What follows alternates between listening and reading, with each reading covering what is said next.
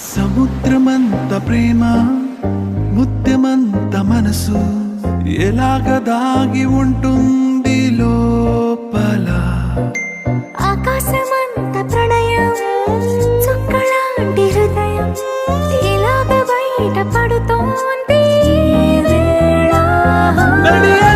లాంటి ప్రాణం నడి మేఘానితో ప్రయాణం.